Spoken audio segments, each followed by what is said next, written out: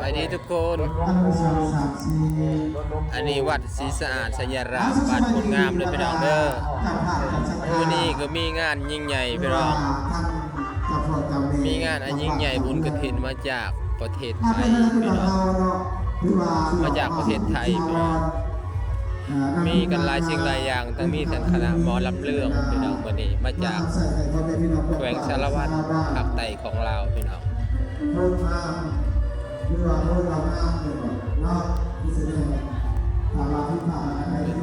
วัดอาบุญงามพี่น้อง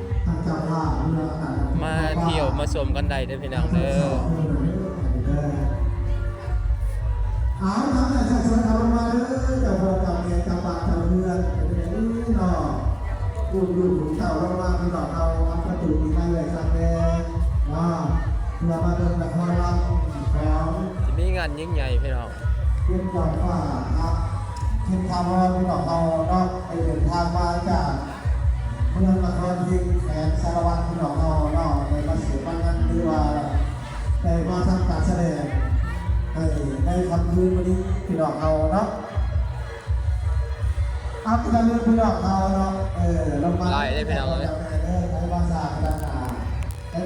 ภาษาด้านหน้าพี่น้องเราเนาะมาไว้ด้านหน้าภาษาด้านหน้าพี่น้องอัพกันเลยพี่น้องเราเลยชาวพี่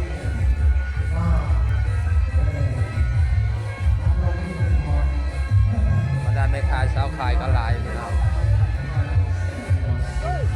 ไปกินฮอดบัตรเบิ่งงอนได้พี่น้องเด้อ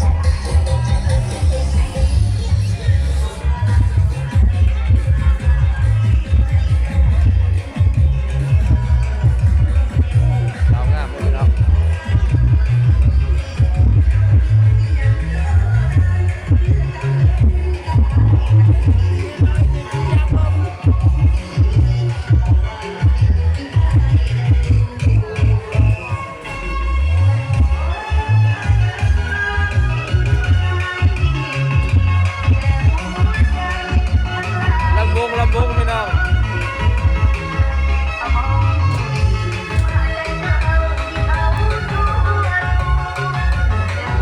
ง่ายสุดหมดเพียงเท่านี้นะพี่น้องเด้อ